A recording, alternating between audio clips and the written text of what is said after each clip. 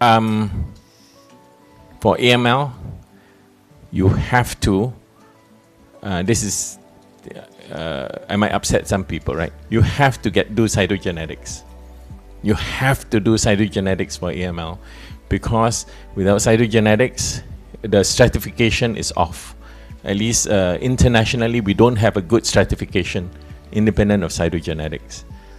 And you have to do some of the known mutations. You have to do FLT3, MPM, CBPA, maybe if you can, but at least the FLT3, you should do it. And then you might want to do the IDH mutations if you can. If you have the drug available, you should do the IDH mutations. And then, if possible, you should do the TP53. So in a sense, not necessarily NGS as a whole that scrolls all the genes, because you don't really understand some of the genes anyway. But those you have to do, because it is part of our medical legal requirement to do it. Cytogenetics being first, right? And then after that, Optim.AI. But in a relapse refractory setting, you already know these mutations. Maybe the patient has acquired more. I would kind of prioritize kind of Optim.AI if I can, right?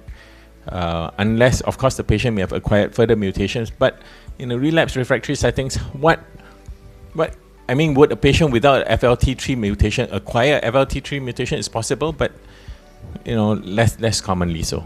Yeah. So but having said that, by right, you should do the molecular test first. And maybe not the whole NGS. Yes.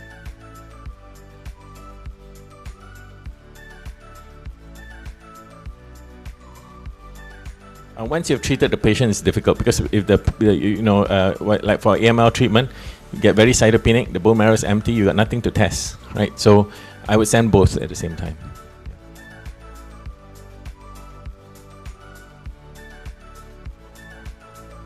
One is, like, for example, with the FLT3 inhibitors, right? So if the patient has a FLT3 mutation, sometimes the FLT3 inhibitors don't feature so strongly as I would expect they might.